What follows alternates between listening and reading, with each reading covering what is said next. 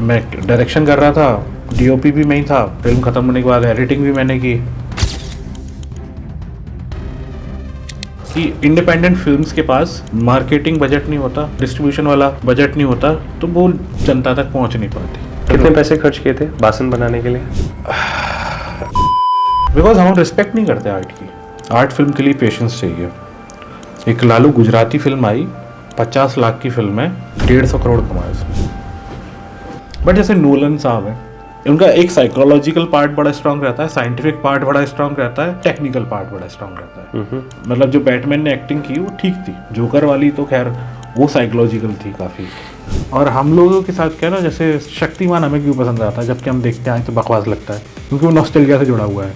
अब जैसे मिथुन की कुछ फिल्में आती थी, आपको मालूम बकवास फिल्म है, उसको ना आर्ट कहोगे ना कमर्शियल कहोगे यार वन टाइम वॉच भी नहीं है। तो पर लोग जाते थे रात को, अरे वाह मिथुन आएगा, ये करेगा, पंगा नहीं लेना, मिट्टी में मिला दूंगा।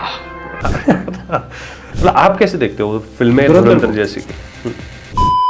एक फिल्म ऑस्कर जीत रही है, दूसरी को रिलीज नहीं मिल रहा, जो इंडियन डायरेक्टर ने बनाया, अनुराग कश्यप ने, और वही सेम कंसेप्ट या सेम स्टाइल में अगर कोई और बना रहा है वो फिल्म, वो अपनी फिल्म ऑस्कर 8 ऑस्कर जीते उसने। रील में ना सब कुछ कॉन्स्टेंटली हो रहा है। ओह तुमने मेरे पापा को थप्पड़ मारा, ओह अच्छा, अरे मेरे पापा को ऐसे कैसे बोल सकते हो, अरे ये, मतलब इतनी स्पीड में चलता है सब कुछ, पॉज नहीं मिलता जो लाइफ को दिखाए। लोग देखते हैं और भूल जाते हैं।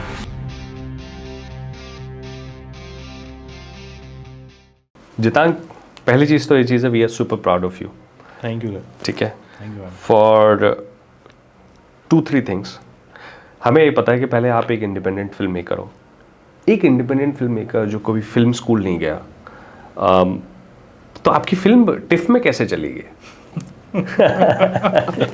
और वो भी जब आपकी दूसरी फिल्म थी, पहली फिल्म आपकी कांस में शोकेस हुई, कांस के मार्केट में थी, वो मार्चे डू में थी। और ये international film festival of Goa होता है, तो आई एम लकी कि दोनों फिल्में वहाँ भी लगी। क्वेश्चन रिमेन्स कि कैसे करेक्ट, कैसे हमें वो समझना है। तो कहाँ से शुरुआत हुई, और कोई भी एक इंडिपेंडेंट फिल्म मेकर शुरुआत कहाँ से करता है? ये सारी शुरुआत हुई एक एक्सीडेंट से। ओके। तो मैं पहले थिएटर करता था, और उसके बाद इंटरेस्ट बढ़ा तो मैं फिल्म्स में आ गया, बट ये एक्सीडेंट से शुरू हुआ। ओके। एक फ्रेंड थे, उन्होंने कहा यार मुझे यहाँ पर ग्वालियर में एक जगह जाना है, वहाँ तक मुझे अपनी बाइक से छोड़ दो, मैं तुम्हारी गाड़ी में पेट्रोल डलवा दूंगा। तो वो दिन हाँ, मतलब 60 रुपये में पेट्रोल भर जाता था पूरा। तो मैंने कहा ठीक है यार, छोड़ देता हूँ। तो उन्होंने कहा यार पार्टी भी है वहाँ, ये लोग शो करके आए हैं, तो वहाँ पर बढ़िया कुछ पार्टी है, तो आ जाओ यार। मैंने कहा ठीक है। मैं उनको छोड़ने गया था, उनको छोड़ा, ऊपर रुका 2 मिनट, और उन्होंने कहा कि कल से कुछ लोगों की ज़रूरत है, मतलब साइड रूल्स और ये सब के लिए आ जाओ। तो मैं फर्स्ट ईयर में था शायद, तो गवर्नमेंट कॉलेज में ज़्यादा पढ़ाई तो होती नहीं थी, तो चला गया वहाँ से कि ठीक है, सुबह कॉलेज करके 2 पीरियड अटेंड करके थिएटर आ जाता, और थिएटर दिन भर थिएटर करता था, शाम को फुटबॉल खेलने आते। तो ये शेड्यूल था, अकेले रहता था। काफ़ी बार ऐसा हुआ कि पापा ने बोला कि नहीं अब बंद करो, थिएटर बंद करो, बट मुझे अब आदत लग चुकी थी। थिएटर है बहुत एडिक्टिव है, मतलब वो आपको ना इतना रिपेयर करता जाता है, इम्प्रूव करते जाता है एज एन आर्टिस्ट, और फिर आपके अंदर पैशन हो, मतलब कि यार अब मुझे मज़ा आ रहा है एज एन आर्टिस्ट, तो फिर आप छोड़ नहीं सकते थिएटर। तो मुझे फिल्म मिल गई थी, फिल्म मेकिंग एक प्रोसेस से इंट्रोड्यूस हुआ मैं थिएटर के दौरान ही। ओके। तो मैं एडिटिंग करता था साथ में अपने खर्चे के लिए, सर्वाइवल के लिए, और एडिटिंग करते करते बीच में कुछ कैमरा ले लिया, कुछ पैसे अरेंज करके, तो दोनों फिर वीडियोस बनाने लगे, फिर हम लोग फिल्म्स बनाने लगे, छोटी छोटी फिल्में, शॉर्ट फिल्में, प्रैक्टिस कर करके फिर सारी चीज़ें करने लगे। तो फिर एक दिन एक दिल्ली में एक लद्दाख के हमारे भैया थे, इस्मल्ला भैया, मैंने उनके पास चला गया। मैंने कहा यार भैया देखो, आपको पसंद हो तो मुझे रख लो एज एन असिस्टेंट, नहीं हो तो मैं कहीं नहीं जा रहा, मुझे रखना पड़ेगा आपको। I was so reluctant about that कि साला मैं तो रहूँगा यहाँ। तो उन्होंने कहा कि आप आ गए हो तो रह लो भाई। तो मैंने उनके साथ 1-1.5 साल काम किया, and I learn a lot. He was and he used to make films. He is a film maker, he was an architect originally, और आर्किटेक्चर के साथ उन्होंने आर्किटेक्चर के साथ साथ फिल्म मेकिंग भी की, और उनकी फिल्म भी फेस्टिवल्स गई काफ़ी। अच्छा। और काफ़ी कॉर्पोरेट फिल्म्स करते थे, डॉक्यूमेंट्रीज करते थे, फीचर फिल्म की उन्होंने और शॉर्ट फिल्म्स काफ़ी करते थे। तो आई वाज, और as a person, as a conceptual level पर जो काम करते थे, खुद एडिटर थे, खुद डीओपी थे, खुद डायरेक्टर राइटर सब थे। तो आई लर्न अ लॉट फ्रॉम, मतलब उन काफ़ी लोग थे, उनमें से इसमल्ला भैया थे जो डायरेक्शन करते थे, और एक मुकुल भैया थे म्यूज़िक करते थे, एक नकुल थे जो एडिटिंग वीएफएक्स सब कुछ करते थे। मतलब सारे ये लोग आर्किटेक्ट्स जितने होते हैं ना, वो आर्किटेक्चर छोड़ के सब करते हैं, ये मैंने देखा। क्योंकि कोई बैंड में है, कोई वीएफएक्स आर्टिस्ट, मैंने कहा तो आप वो घर वर नहीं बनाते। तो था उन लोगों के साथ ना, तो उन्होंने ये करने के बाद मैं गया और मैं उस माहौल में और बिल्कुल रम गया दिल्ली में। बट देन आई रियलाइज़ वहाँ के बाद कि नहीं, मुझे खुद भी कुछ बनाना चाहिए। तो मैंने कुछ फिल्में लिखी, मतलब शॉर्ट स्टोरीज उनको सुनाई, उन्होंने कहा बहुत बकवास है। फिर मैंने एड फिल्में से चालू किया। फिर 2018-19 में मैंने अपना स्टूडियो खोला था ग्वालियर में, और फिर मैं कॉर्पोरेट वर्क करने लगा, एड फिल्म बनाने लगा प्रैक्टिस बढ़ाने के लिए। वेडिंग छोड़ के सब किया मैंने, क्योंकि वेडिंग में मुझे क्रिएटिव लगता नहीं था, आज भी है या नहीं पता नहीं। पैसा है बट क्रिएटिविटी नहीं है, तो फिर मैं बाकी सारी चीज़ें करता था। दैन उसके बाद थिएटर भी चालू रहा। कोविड आया, कोविड के बाद I work with ministry of tourism, Covid के दौरान ही, और पैसे कमा लिए थे। मतलब ग्वालियर में जितना खर्च होता है उससे 40 गुना ज़्यादा पैसे कमा लिए थे मैंने, कि नहीं यार तो बहुत पैसा है, मतलब कुछ खर्च नहीं करूँ तो 1.5 साल सर्वाइव कर सकता हूँ। मतलब पैसे धीरे, ऐसा नहीं एक साथ, बस धीरे धीरे करके इधर उधर के प्रोजेक्ट से। तो फिर मुझे रियलाइज़ हुआ कि यार मुझे अब फिल्म बनानी चाहिए, बिकॉज आई हैव इक्विपमेंट्स, ये वो सब है, तो मुझे प्रॉपर फिल्म बनानी चाहिए, इसमें मैं बिलीव करता हूँ। तो बासन वॉज द फर्स्ट फिल्म जो मैंने लिख के फिर बनाई। काफ़ी लोगों ने हेल्प की उसमें।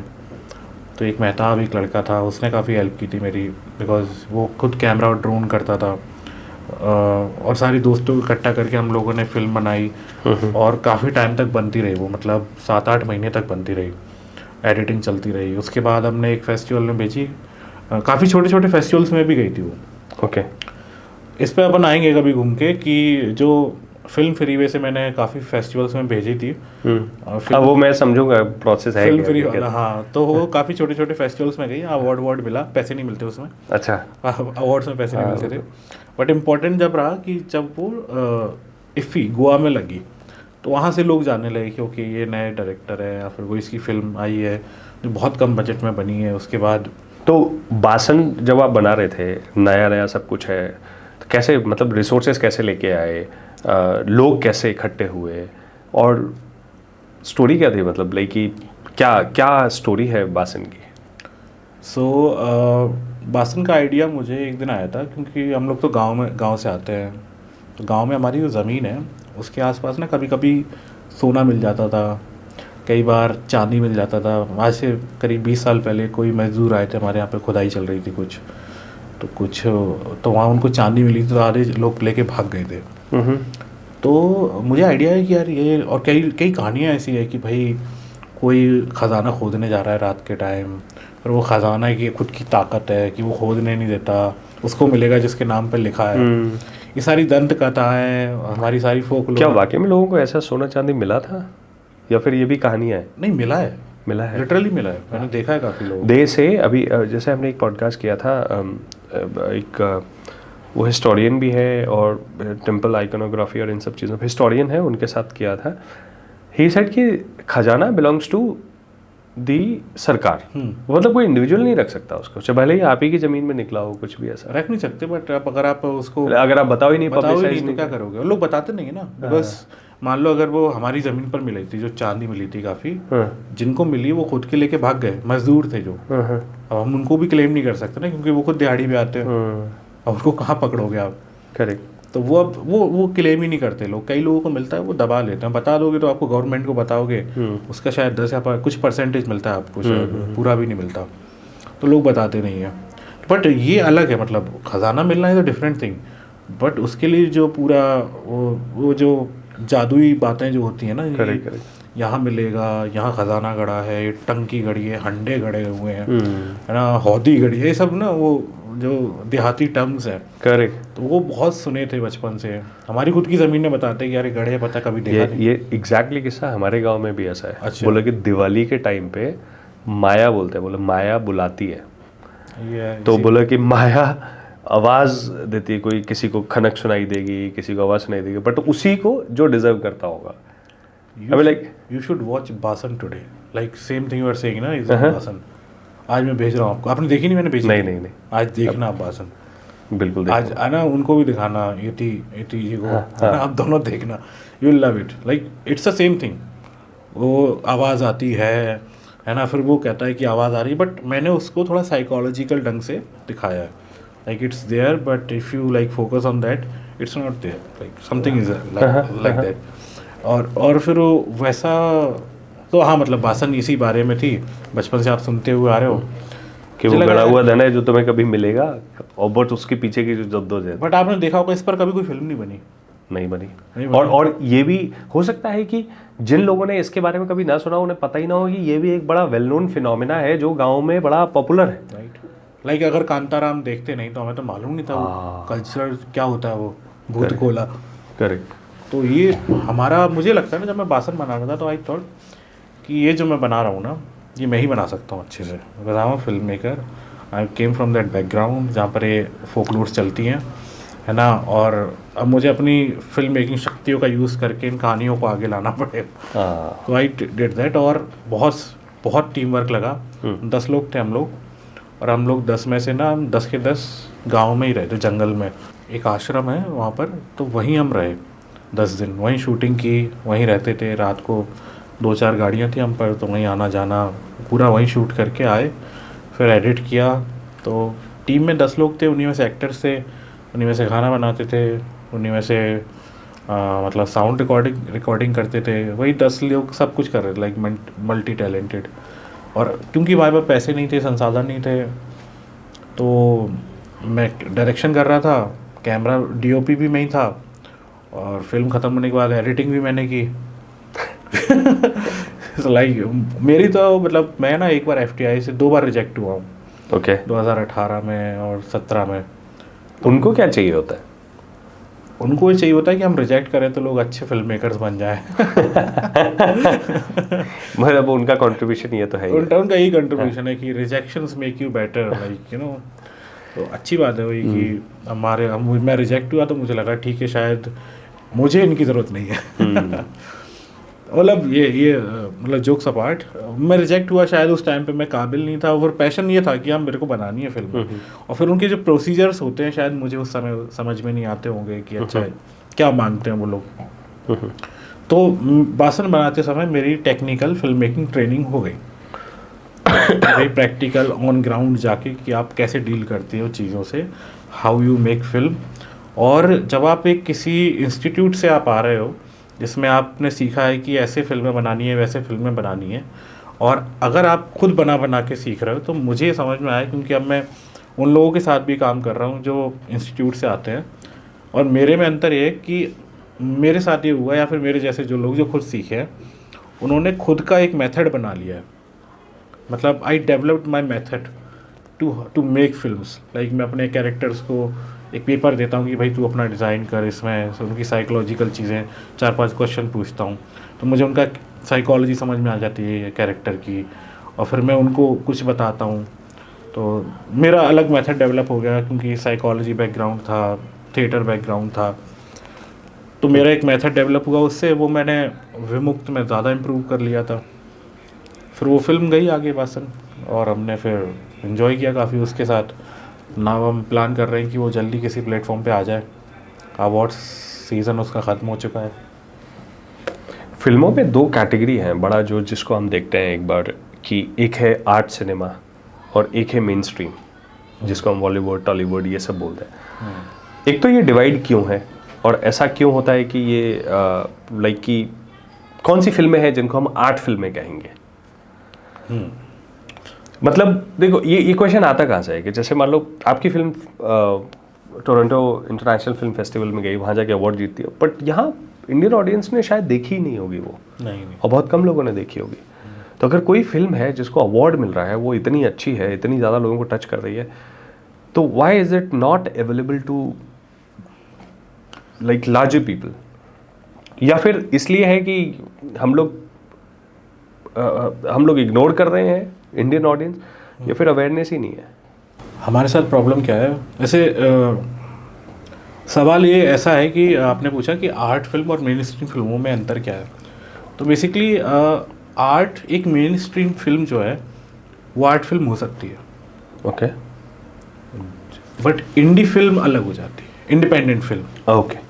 और इन दोनों में अंतर ये है कि इंडिपेंडेंट फिल्म्स के पास मार्केटिंग बजट नहीं होता, डिस्ट्रीब्यूशन वाला बजट नहीं होता, तो वो जनता तक पहुंच नहीं पाती। ये प्रॉब्लम रहती है। तो उनके पास ये रास्ता होता है कि वो फेस्टिवल्स में भेजें, और उनकी फिल्म में अगर ताकत है तो फेस्टिवल्स में कुछ मिल जाए या सिलेक्शन हो जाए, जिससे वो लाइमलाइट में आ जाती है। This is how things works for indie films. Okay. क्योंकि उन पास बजट नहीं होता, इसलिए तो वो कम बजट में बना रहे हैं। करेक्ट। और आपके पास बजट है कि चलो आप मार्केटिंग भी कर सकते हो, ये भी कर सकते हो, तो वो मेन स्ट्रीम फिल्म बन गई। लाइक पान सिंह तोमर शायद 5 करोड़ में बनी थी अराउंड, जिसमें वो 2-2.5-3 करोड़ में पूरी फिल्म बन गई थी शायद, और बाकी का 2 करोड़ बजट उनका मार्केटिंग और डिस्ट्रीब्यूशन का था। तो ये फिल्म ने बहुत पैसा, वो अच्छी फिल्म थी, मतलब वो डिजर्व, एक्चुअली बहुत अच्छी फिल्म, वो आर्ट फिल्म कह सकते हो उसे। वो आर्ट और कमर मेन स्ट्रीम दोनों थी। अब तो फिर भी मतलब आर्ट फिल्म को क्या, किसको कहेंगे कि ये आर्ट फिल्म है? मैं बताऊं, जो ऑथेंटिसिटी वाली बात होती है ना, कि आप फिल्म में ऑथेंटिसिटी दिखाएं। जैसे पान सिंह तोमर की बात करें, उसमें ना जैसे मैंने जो क्या है, वो इसी रीजन की, चंबल रीजन की फिल्म है। तो जैसे उनको थोड़ा सा मेन स्ट्रीम करना है, तो वो ये करेंगे कि फिल्म बनाते या लिखते समय ही ऑडियंस को टारगेट करेंगे कि वो हम किसके लिए बना रहे हैं, पूरे इंडिया के लिए बना रहे हैं। ओके। तो जैसे हमारे यहाँ की लैंग्वेज है चंबल की, कि क्या कर रहा हुआ है, कहाँ जा रहा हुआ है, जो उसकी कोर ग्रामीण लैंग्वेज है देहाती, वो नहीं डालेंगे, वो उसको साफ कर देंगे, थोड़ा क्लीन हिंदी में आ जाएंगे। तो पत्ते खेलते हुए बोल रहे हैं, अरे आपने क्या कर दिया, कौन से पत्ते डाल दिए, क्या हो रहा है। जबकि अगर कोई और ऐसा रॉ फिल्म, बिल्कुल प्रॉपर आर्ट फिल्म होती, अरे जगह कर दो, जो कौन से पत्ते डाल दे, तो लैंग्वेज बदल जाती है, बुद्धि खराब है। हाँ। तो वो लोग क्या करते हैं ना, मतलब इंडी फिल्म वाले ऑथेंटिसिटी डाल के, और फेस्टिवल्स में ऑथेंटिसिटी देखते हैं, वो मतलब इमोशंस देखते हैं, ओरिजिनल इमोशन देखते हैं, ऑथेंटिसिटी देखते हैं। मेन स्ट्रीम वाले देखते हैं मसाला क्या है, और मतलब क्या है मेन स्ट्रीम में, क्या है, जैसे ऑडियंस कौन है, आप ये देखो, सबसे ज़्यादा ऑडियंस है हमारी middle class, lower middle class, वही सबसे ज़्यादा है पूरी दुनिया में ही, वही ज़्यादा है, मतलब खास कंजप्शन के मामले में किसी भी चीज़ का कंजप्शन सबसे ज़्यादा यही middle class, lower middle class, और थोड़ा सा अपर मिडिल क्लास भी है ना, और भी है, लोअर से नीचे वाले भी है, रिक्शा चलाते हैं, और कम से कम एंटरटेनमेंट का सबसे ज़्यादा कंजप्शन यही कर रहे हैं। चाहे आप, अब पहले सिनेमा हॉल्स में जाते थे, सब तरह के सिनेमा थे, एक बढ़िया सिनेमा है रीगल सिनेमा, तो वहाँ लोग एलाइट लोग भी आ रहे हैं, है ना। फिर ऐसे सिनेमा भी है जहाँ 5 रुपए टिकट लेके आप जा रहे हो, अपना शराब की बोतल भी ले जा रहे हैं लोग, मूंगफली भी ले जा रहे हैं, चकना भी ले, हमारे यहाँ उसके लिए एक शब्द था, फट्टा टाकीज। फट्टा टाकीज, बताओ। यहाँ भी थी एक टॉकीज, लोग सिगरेट पी रहे हैं अंदर, तो हर तरह का सिनेमा होता है। बट पर्पस क्या है कि अब जैसे मिथुन की कुछ फिल्में आती थी, आपको मालूम बकवास फिल्म है, उसको ना आर्ट कहोगे ना कमर्शियल कहोगे यार वन टाइम वॉच भी नहीं है, तो पर लोग जाते थे रात को, अरे वाह मिथुन आएगा, ये करेगा, अरे बच्चन मारेगा, साइकिल के पीछे से गोली मारा तुम लोग मुझे ढूंढ रहे हो, मैं तुम्हारा इंतजार कर रहा हूँ। ये सब चल रहा है। और इसमें क्या होता था, ये वाली फिल्म है ना, मोस्टली लोअर मिडिल क्लास को टारगेट करते थे, और वही टिकट्स खरीदते थे पहले, वो टिकट्स खरीदते थे तो पिक्चर को मुनाफा होता था। अभी आ गया है सेम उस पर, व्यूअर्स पे। आप कोई भी एक लोकल रसिया या फिर जिस तरह के गाने होते हैं ना हमारे यहाँ के, जो देहाती फोक, जिनको थोड़ा सा आजकल वल्गर कर दिया गया है, आप देखो यूट्यूब पर कितने सारे व्यूज़ हैं उनके, है ना। कोई भी थोड़ा सा, जैसे मैं ना पहले एक उस पर काम करता था, नौटंकी शैली पे।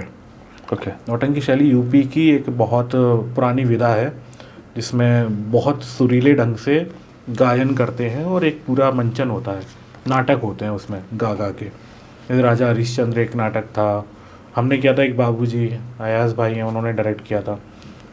तो बड़े अच्छे, उसमें ना 2 शैलियाँ होती हैं, एक हाथ रसी और कानपुरी। हाथ रसी में थोड़ा ऊंचा गाते हैं, कानपुरी में नीचे गाते हैं। हम लोग जब रिसर्च कर रहे थे तो हमें पता चला कि उसकी हालत क्या हो गई है। आजकल ये बोलते हैं नौटंकी कर रहा है, ये कर रहा है। जिस तरीके से आप बता रहे हो ना, ये बिल्कुल वैसा नहीं है जो अब दिखता है। हमारा एक कैरेक्टर है रंपत हरामी करके, मैं वहीं पे आने वाला था। वो रंपत हरामी ने जो किया है ना, हरामी पना, वो पूरे आर्ट और जो कल्चरल का जो है ना बैंड बजाई उसने। मैं अभी एक दिन वीडियो देख रहा था, उसमें उसके पास सुर नहीं है, उसके पास कुछ नहीं है, उसके पास अंग प्रदर्शन है और भद्दी बात है जिसको आप मतलब चीप ह्यूमर कह सकते हो। करेक्ट। वो आपका एक बड़े से कंटेंट में 1% चल जाता है, बिकॉज ठीक है चलो, बट उसको मतलब वही अगर मेन कंटेंट हो जाए and people are consuming that is something to be concern about, I believe. और फिर जो बेसिकली जो था, अभी भी गाते हैं नौटंकी शैली के, बट पहले संगीत नाटक अकेडमी गवर्नमेंट कुछ कराती थी, एक देशज प्रोग्राम होता था आजमगढ़ में, ऐसे बहुत सारे प्रोग्राम होते थे, अभी तो दिखते नहीं होते पिछले। पर इसमें जिम्मेदार सही मायने में कौन है यार? अगर उसे अपना घर चलाना है और उसे पता है कि लोग मेरे, जब मैं अच्छी चीज़ें कर रहा हूँ तो लोग देखने ही नहीं आ रहे हैं, मतलब आप सही बताओ आर्ट फिल्म में कितने लोग देख रहे हैं? आप जैसे फिल्म मेकर्स को ये स्ट्रगल तो होता ही है ना कि भाई हमारी फिल्म में बहुत लोग, आप चाहते नहीं हो कि आपने इतनी अच्छी फिल्म बनाई, जब फेस्टिवल्स में अवार्ड जीत रही है तो क्यों नहीं लोगों तक पहुँचे? बट वो पहुंचाने का मीडियम क्या है? वो पहुंचाने के लिए उनकी शर्त यही है, उन्होंने कहा भाई इसमें मसाला डालो, इसमें ये कर दो, ये प्रॉब्लम है।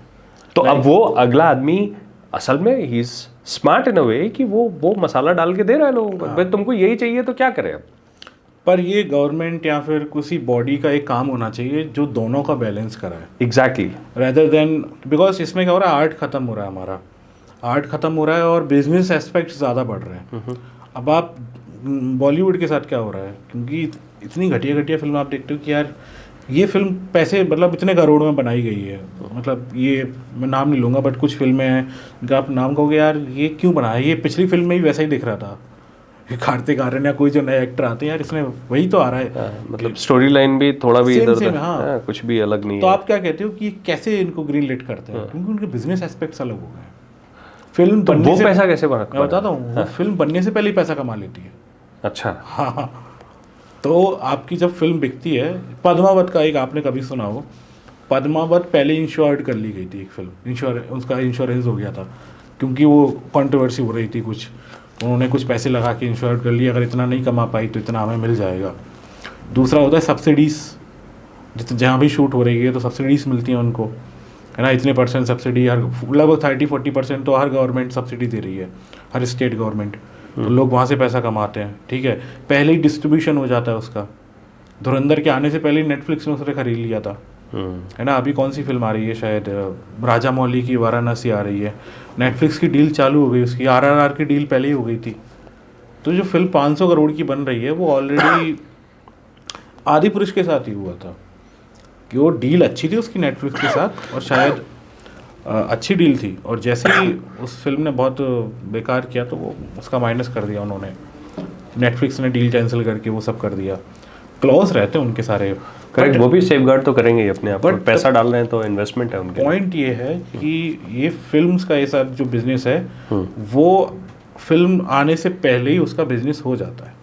आपको लगता होगा कि ये फिल्म नहीं चली, धर्मा फ्लॉप जा रहा है, अरे वो कमा रहे हैं, बट इसका एक पॉइंट ये है कि पता है प्रॉब्लम क्या है, बस प्रॉब्लम ये है कि अब जब इंडस्ट्री में सारे कॉर्पोरेट्स बैठे हुए हैं तो क्रिएटिव लोग कहाँ जाएंगे? स्टोरीज क्यों नहीं आ रही हैं अच्छी? क्या हम बना नहीं सकते? हमारे पास लोग नहीं हैं जो अच्छी कहानियाँ लेकर नहीं। ग्रास रूट लेवल पे यार, अब जैसे आपने जब ये बासन में जो जिस चीज़ को आपने फोकलोर को निकाल के लाए कि भाई लोग माया के पीछे भाग रहे हैं, और तो ये कुछ बहुत ही ऐसी चीज़ें जो बहुत हमारे कल्चर में काफ़ी प्रीडोमिनेटली ये सब चीज़ें यहाँ पे दिखती हैं अपने को। और शायद जब कोई बाहर से आता है तो वो आइडेंटिफाई करता है कि यार ये तो कुछ अलग स्टोरी टेलिंग है, इसको अपन कर सकते हैं। तो मैं तो समझता हूँ कि ये स्लमडॉग मिलियनेयर डैनी बोल ने क्यों बनाई? उस जैसी फिल्म ब्लैक फ्राइडे जब कश्यप ने बनाई तो उसे चलने क्यों नहीं दिया? ये दो क्वेश्चन है मेरे। क्या क्या क्या है ये डायनेमिक्स? डायनेमिक्स ये है कि एक सिंपल शॉट है, ट्रैकिंग शॉट है, जब फिल्म स्टार्ट होती है स्लमडॉग मिलियनेयर तो बच्चा भाग रहा है, पुलिस वाला पीछा कर रहा है, पूरा गाना बज रहा है उसमें। वो ट्रैकिंग शॉट ब्लैक फ्राइडे के एक सीन से लिया गया, जबकि उनको मालूम है मतलब कि हमने वहाँ से इंस्पिरेशन ली है, जिसमें एक पुलिस वाला एक चोर को पकड़ रहा है उसी धारावी के इलाके में, छोटी छोटी बस्तियों में। दोनों थक जाते हैं, कहते रुक जा भाई रुक जा। तो प्रॉपर सीन है। जबकि एक फिल्म ऑस्कर जीत रही है, दूसरी को रिलीज नहीं मिल रहा, जो इंडियन डायरेक्टर ने बनाया अनुराग कश्यप ने, उसकी पहली दूसरी फिल्म थी वो, उसको रिलीज नहीं मिला बिकॉज यहाँ पे कंट्रोवर्सी। और वही सेम कंसेप्ट या सेम स्टाइल में अगर कोई और बना रहा है वो film with huge budgets and all, और वो आपको बहुत पैसा दे रहा है गवर्नमेंट को कि यहाँ पर आके फिल्म शूट करने का, जो भी टैक्सेस वगैरह जो भी होगा, वो अपनी फिल्म ऑस्कर 8 ऑस्कर जीते उसने। तो ये कंट्रास्ट क्यों है, मतलब मुझे ये समझ में नहीं आता। दोनों क्या ही लगता है आपको, क्यों है ये? बिकॉज हम रिस्पेक्ट नहीं करते आर्ट की। हमारे यहाँ रिस्पेक्ट नहीं है, हमारे यहाँ चाहिए कि एक तो अटेंशन स्पैन बहुत कम हो गया। आर्ट फिल्म के लिए पेशेंस चाहिए, है ना, और हमें चाहिए कि जल्दी जल्दी चीज़ें ख़त्म हो। हम अपने आप को इतना एंटरटेन करने लगे हैं। लिटरेचर नहीं पढ़ते लोग, कौन पढ़ता है लिटरेचर? मतलब मैं थोड़ा एफर्ट मारना पड़ता है। मैं अपनी बात कर रहा हूँ, बिकॉज मैं रील देख लूँगा या फिर आधा घंटा रील देख लूँगा, चाहूँ तो किताब भी पढ़ सकता हूँ। कोशिश करता हूँ कि हाँ किताब पढ़ लूँ, कभी कभी पढ़ भी लेता हूँ, बट बिजी हो जाते हैं। बट मैं तो आर्टिस्ट हूँ, मेरा तो काम है फिर भी पढ़ना, ये करना, मैं समझ रखने की कोशिश करता हूँ चीज़ों की। But what about normal people जो अपना जॉब कर रहे हैं, वो क्यों करेंगे? ये एक बड़ा पैराडॉक्स है कि आप या तो पैसा कमा लो या तो आर्ट पे ध्यान दो। पर आर्ट पर आओगे जैसे ही, अब जैसे मैं फिल्में बना रहा हूँ, मैं आर्ट फिल्में बना रहा हूँ, आर्ट और इंडिपेंडेंट फिल्में, कल को मुझे पैसे की ज़रूरत पड़ेगी, मैं क्या करूँगा?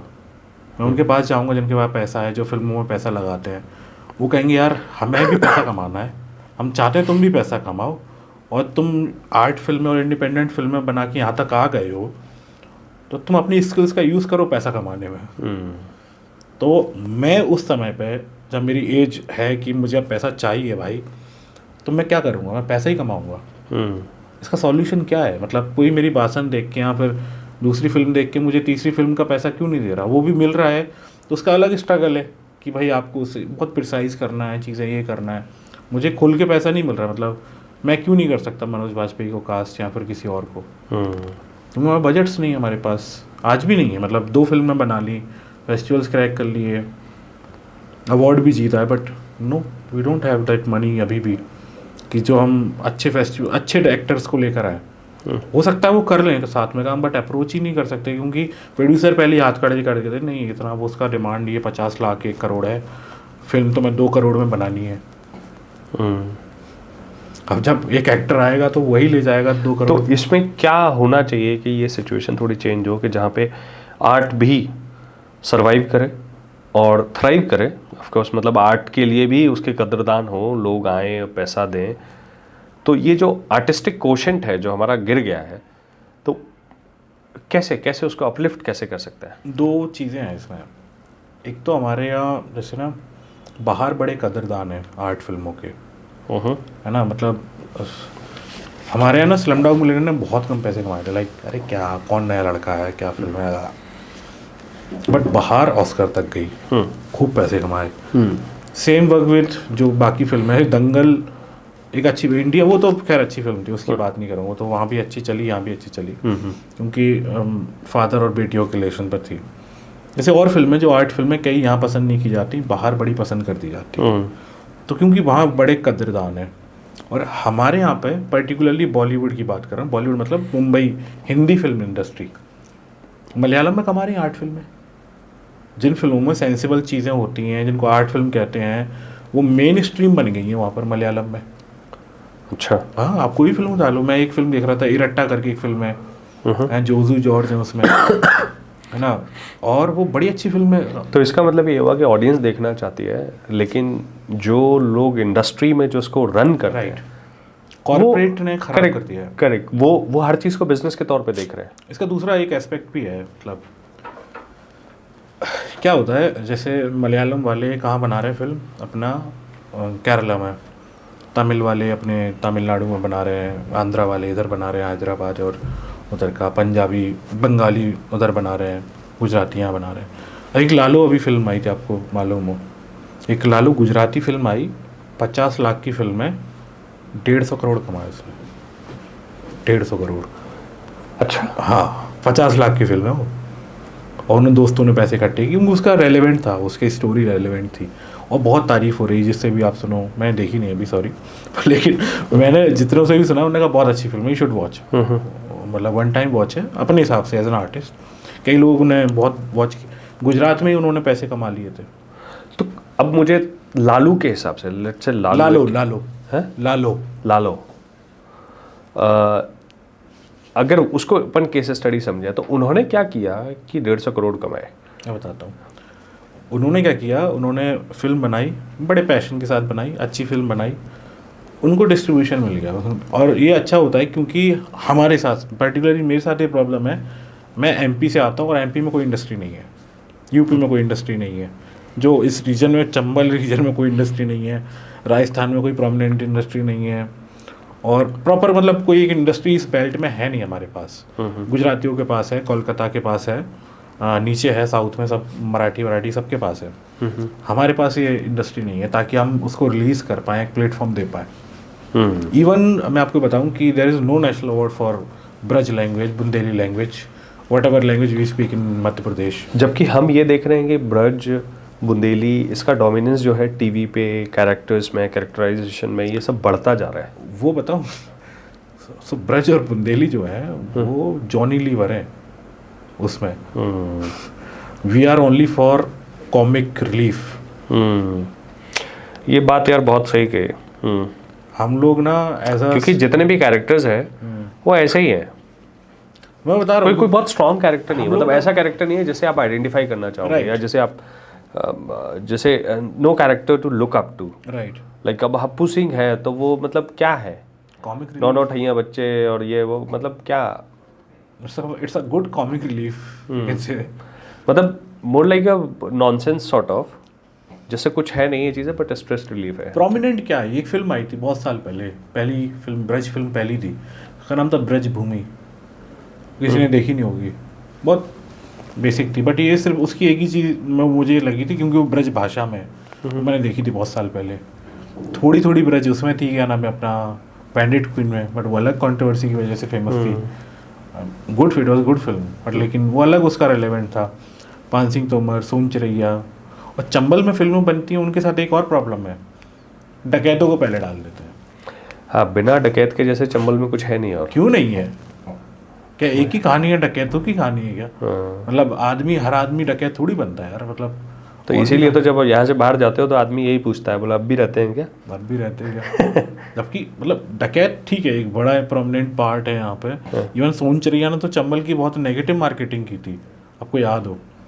मैंने फिल्म देखी नहीं है एक्चुअली। नहीं, चंबल की फिल्म ने नहीं, फिल्म तो अच्छी थी, फिल्म मुझे पसंद आई थी, बट उसके जो एड फिल्म्स बन रहे थे ना, कि इसके जो ट्रेलर्स वगैरह बन रहे थे, तो वहाँ किसी को गोली पड़ी हुई है, कहीं यहाँ लगा हुआ है, तो वो कहते हैं यार चंबल में आओ कभी दिखाते हैं, इस तरह से उन्होंने एड फिल्म्स बनाई थी छोटी छोटी।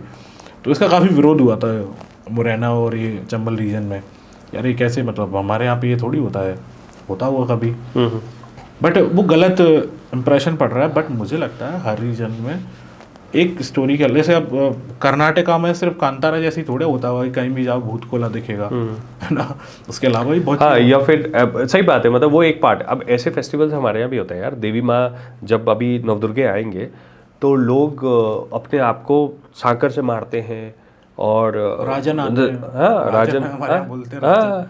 तो ये सब जो चीज़ होता है, भाला घुसा के पियर्सिंग कर रहे हैं, और फिर वो बैम्बू के ऊपर, उसके झंडे के ऊपर, नेजा के ऊपर चढ़ रहे हैं, और इस तरह की ऐसे बहुत सारी चीज़ें हैं कि जहाँ पे शायद जिन लोगों ने वो देखा नहीं, उनसे देखा तक नहीं जाएगा कि ये कर क्या रहे हैं लोग, कैसे ये भाला यहाँ पे घुसा दे रहा है, एक भाला इधर घुसा है, एक उधर घुसा है, और जा रहा है।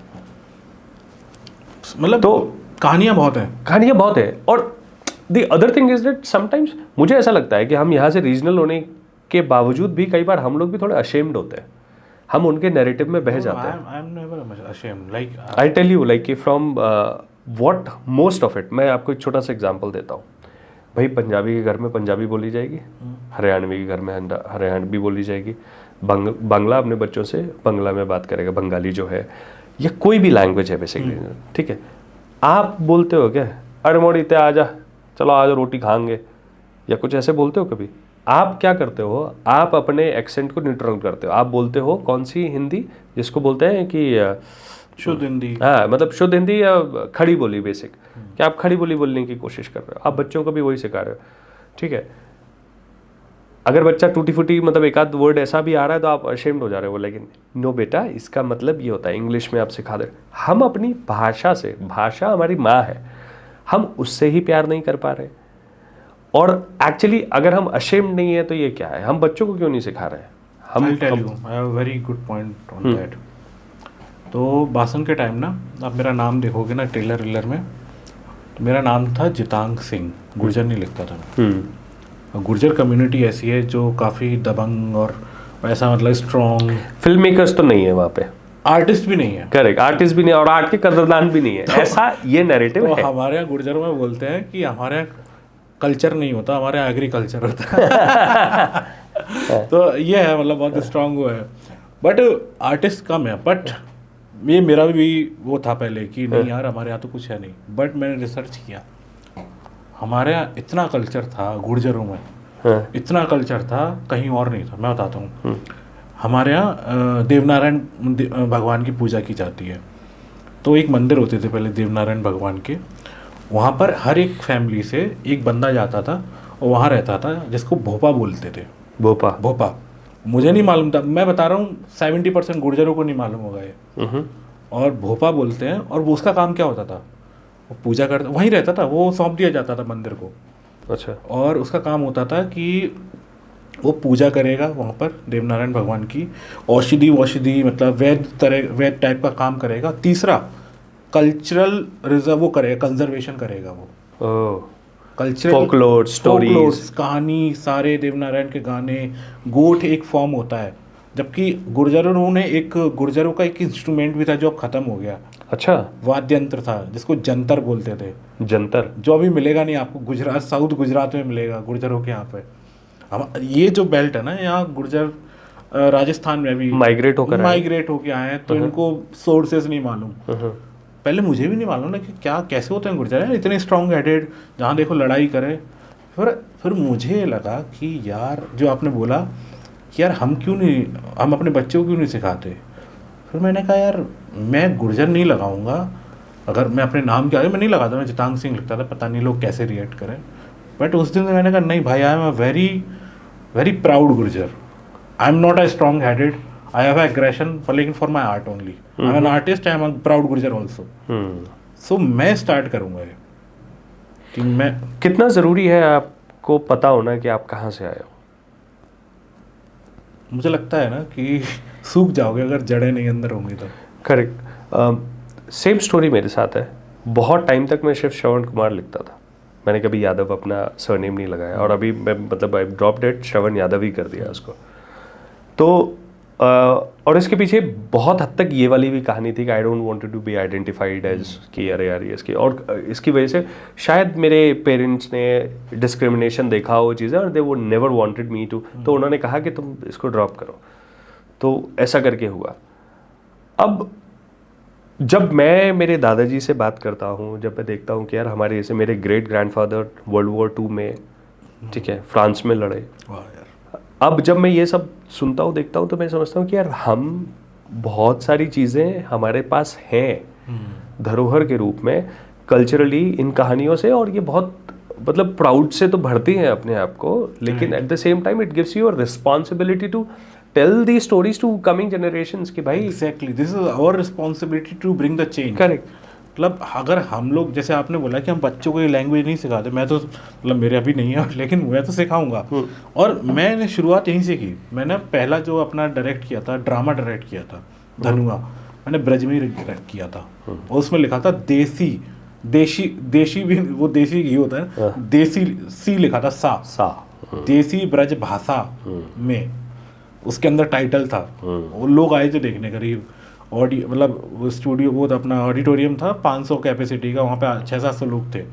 वो खूब देखा, एंजॉय किया। दूसरा नहीं कर पाए क्योंकि फिर बासन बनाई मैंने उसी के 6 महीने बाद। बासन भी मैंने ब्रज में रखी। फिर उसके बाद टोरंटो में जो अभी विमुक्त लगी, वो पहली फिल्म है जो टोरंटो में लगी। तो अनुराग कश्यप ने बोला था मुझसे, अब मिले उनसे, उन्होंने एक पार्टी बुलाया था, उन्होंने कहा कि उन्होंने ना प्रमोशन किया था काफ़ी फिल्म का, हमारे पोस्टर डाले थे। उन्होंने मुझसे ये बोला कि मुझे बस एक चीज़ अच्छी लगी कि तूने जो फिल्म बनाई वो ब्रज में बनाई है। मैंने कहा यार ये तो मतलब मैं उसको भूल चुका था कि मैं ब्रज में बनाता हूँ, बट मैंने एक अपना स्टाइल रखा है कि मैं ब्रज थोड़ी सी डालता हूँ।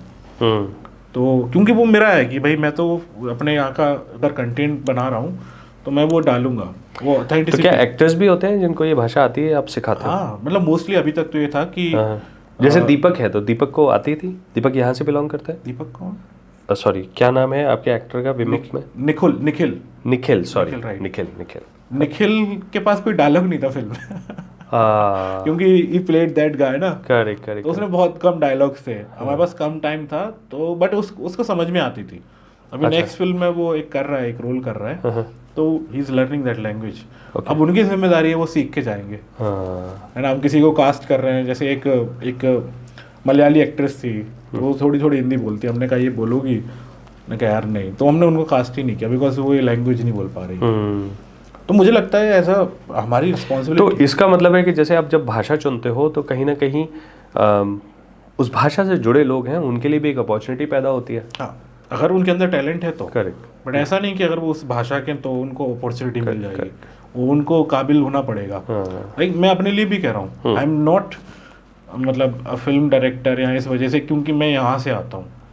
I made my self talent नहीं कहूँगा, I work hard for the for that craft, कि साला मैं वो सीखूँ तब जाके मैं उस पर काम करूँ, तो मैं उस काबिल बनूँ क्या मैं दूसरों के लिए कर सकता हूँ। तो इस चीज़ का एडवांटेज क्या होता है? सेल्फ टॉट होने का क्या एडवांटेज है? जब आप कोई फ्रेमवर्क में, आपने हो सकता है ऑफ कोर्स आपने स्टडी किए होंगे, बट कोई फॉर्मल ट्रेनिंग नहीं होने से। हाँ, तो नुकसान भी है उसके हाँ, लेकिन एडवांटेज और नुकसान दोनों चीज़ें बहुत बताइए है। कि और उसके पीछे मतलब क्या स्ट्रगल क्या रहता है? तो एडवांटेज देखिए, पहले नुकसान बताता हूँ क्या है। नुकसान ये है कि आपके कनेक्शंस नहीं बनते। जैसे मेरे पास ना, मेरे को फिल्म में एक्ट करना था अपनी बासन में, हालांकि बेटर एक्टर थे, पर मैं एज एन एक्टर कास्ट करना था मुझे खुद को। मैं एक्टर ही था, मेरी ट्रेनिंग 8 साल एज एन एक्टर रही है। उसके बाद मुझे लगा मैं पहली फिल्म बना रहा हूँ, कास्ट कर रहा हूँ, बट मेरे पास कोई डीओपी नहीं था, कैमरामैन। तो मेरे कोई कॉन्टेक्ट ही नहीं थे, मैं कहीं से आता नहीं हूँ किसी वैसे फॉर्मल बैकग्राउंड से, और फिर जितने थे उनको बुलाते तो पैसे बहुत ज़्यादा लेते। अगर कोई फ्रेंड होता तो वो आ जाता, रहने खाने पे आ जाता, तो बट मेरा वैसा कुछ कनेक्शन नहीं था। तो मैंने किसी अपने और दोस्तों को कास्ट किया उन रोल के लिए, है ना, और फिर फिल्म खुद ही शूट की। और उसमें 2 चीज़ें हुई, नुकसान ही हुआ कि वो रोल नहीं कर पाया, पर जिनने किया वो बहुत अच्छा किया, शायद मैं भी ना कर पाता वैसा। मेरे लिए फ़ायदा हुआ कि मेरा कैमरा वर्क बहुत अच्छा हो गया, मेरी कैमरा अंडरस्टैंडिंग और अच्छी हो गई। अब बाकी अगली फिल्म में जो डीओपी आई, तो उनके साथ मैंने बहुत अच्छे से कोलैब किया, क्योंकि उनको समझ में आया कि मैं किस तरह से फ्रेमिंग देखता हूँ, तो उनके लिए अच्छा हुआ। अगले जो भी और करेंगे हम काम है, तो मेरा एक कैमरा वर्क स्ट्रॉन्ग हो गया, बिकॉज मैंने खुद वो किया। टेक्निकल चीज़ें, जैसे अभी हम कैमरे की बात कर रहे थे, तो अपर्चर ये सब आई नो कि कौन सा कैमरा कहाँ काम करता है, और शॉट्स कैसे आपको चाहिए। बाकी how do you imagine all this? Like सब अब मुझे थोड़ा सा फिल्म मेकिंग के प्रोसेस में समझना है। मैं बात करूँगा कि आपने बात की थी लॉर्ड ऑफ द रिंग्स की, कि वही उसकी अगर मेकिंग आप देख रहे हो तो वो आपके लिए मास्टर क्लास है बॉस, आपको समझ में आ जाएगा। ठीक है, मैंने जो थोड़े बहुत बिहाइंड द सीन्स देखे हैं चीज़ों के, it is mostly in Studios, green screen पे। और मैं इस बात को लेके, मुझे ये इतना फैसिनेट करता है। से for example this is environment है, यहाँ पे पॉडकास्ट है, इन्वायरमेंट में आप हो, मैं हूँ, और हम लोग कन्वर्सेशन कर रहे हैं। But I have to converse with somebody who is not in this chair और विद दिस एज इफ कि लाइक ऐसे ही बात करनी है मुझे, तो मुझसे नहीं होगी। मैं नहीं कर पाऊंगा अगर आप चेयर पे नहीं बैठे हो ये चीज़ें, तो मैं क्या बात करूंगा ये चीज़ें। मुझे बहुत टाइम लगा कैमरे से बात करने में। जब मैं अपने टॉकिंग हेड वीडियोस बनाता हूँ तो मुझे बहुत ऐसे कैमरे पे देख के मुझे लगता है मैं किससे बात कर रहा हूँ यार। मुझे ऑनलाइन जब मैं कोचिंग या ट्रेनिंग सेशंस लेता हूँ ये चीज़ें, आई आस्क पीपल कि प्लीज शो योर फेसेस। सो क्या होता है मतलब लाइक कि ये बड़ा गजब है। ये आपने जो सवाल पूछा है ये फिल्म मेकर का कम एक्टर का ज़्यादा सवाल है, but I will still tell you. मतलब आप बता सकते हो कि बता कैसे? सकता हूँ क्योंकि मैंने काम किया है। तो बेसिकली ना इसी की ट्रेनिंग होती है एक्टिंग ना। एक्टिंग जो है वो आप एकांत में अकेले मिरर के सामने खड़े होकर आप रो सकते हो, महसूस कर सकते हो, अपने आप से बात कर सकते हो, है ना, वनरेबल हो सकते हो, सेंसिटिव हो सकते हो, किसी को गालियाँ दे सकते हो, अपने आप को कोस सकते हो, बुरा भला कह सकते हो, जो कुछ भी आप अकेले अपने अंदर इंटरनल उसमें कर सकते हो, वो बस आपको सबके सामने करना होता है। ये एक्टर की ट्रेनिंग के थ्रू आ जाता है और बड़े प्रोजेक्टेड वे में होना चाहिए वो भी।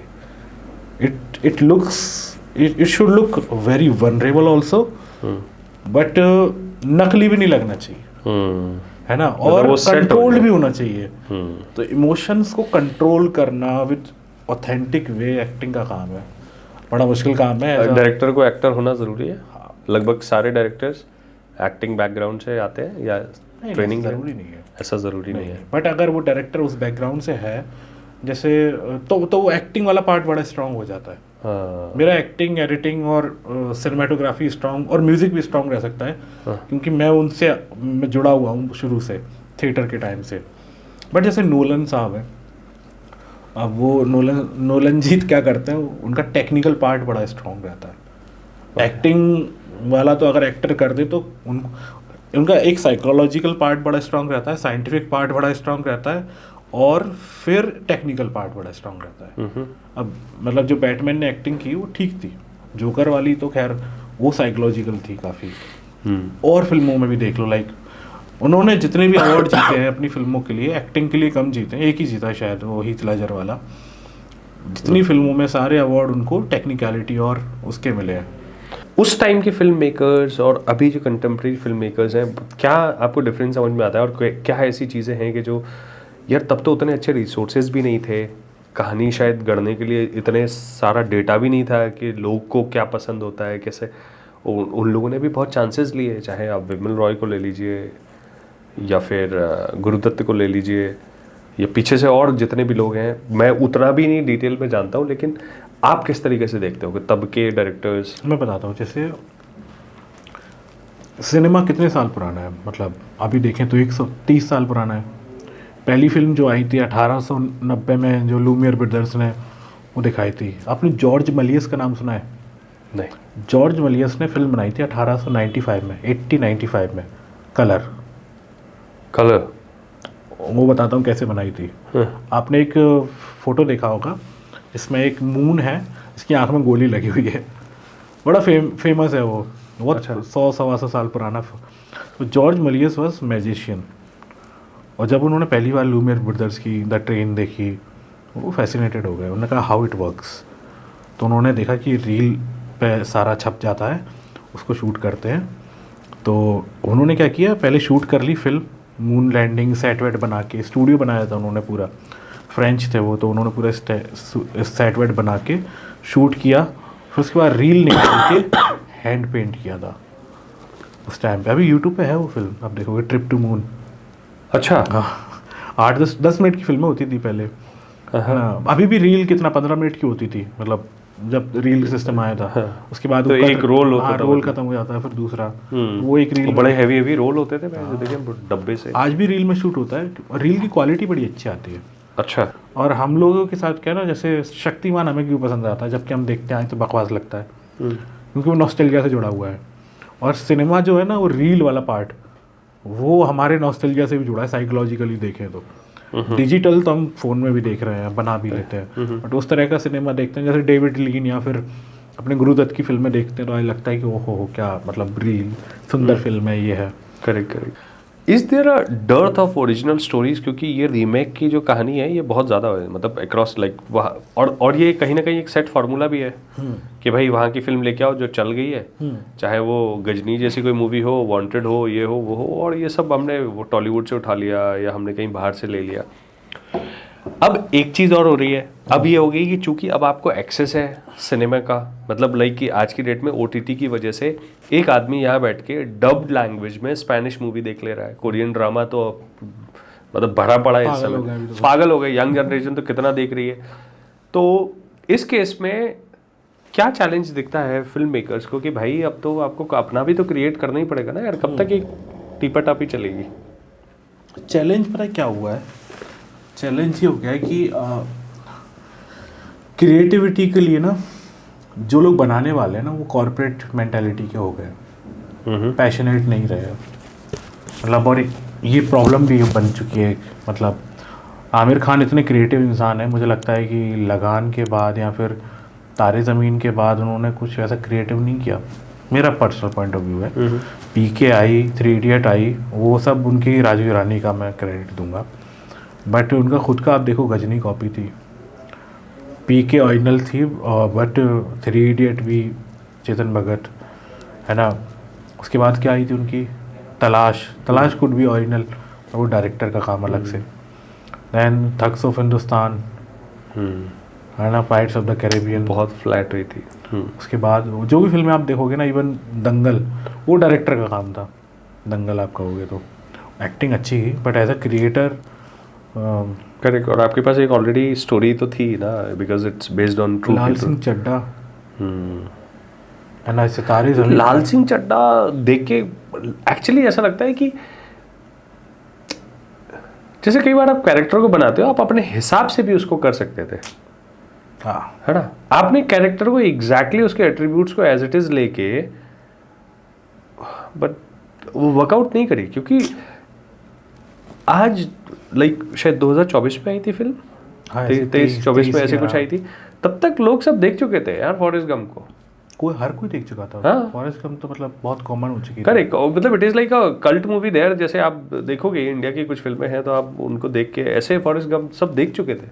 लाइक जैसे ना महेश भट्ट क्या करते थे, जैसे जहर फिल्म आई या फिर बहुत सी फिल्में उनकी आई, वो ऐसी फिल्म को चूज़ करते थे, ऐसी इंडस्ट्री को चूज़ करते थे कॉपी करने के लिए जहाँ एक्सेस नहीं है इंडियंस का, लैंग्वेज बैरियर है या फिर अप्रोच नहीं है। जैसे हम लोग ज़्यादा यूरोपियन देख लेते हैं, अमेरिकन देख लेते हैं, बाकी कोई पुर्तगीज फिल्म थोड़ी देखेंगे निकाल के, मतलब अभी भी नहीं देखते लोग, कम देखते। कोरिया तो पहुंच गया, और आती भी है तो बहुत फिल्टर होके आती है अपने पास, कि भाई जिसको स्टूडियो ने डब किया हो, वो चीज़ किया हो, तो वो तो ये लोग क्या करते थे, वहाँ की फिल्म देखते थे और कहते थे यार ये बढ़िया, इसको बनाते हैं, उसकी स्क्रिप्ट लिखते थे और फिर बना देते थे, वो फिल्म बन जाती थी।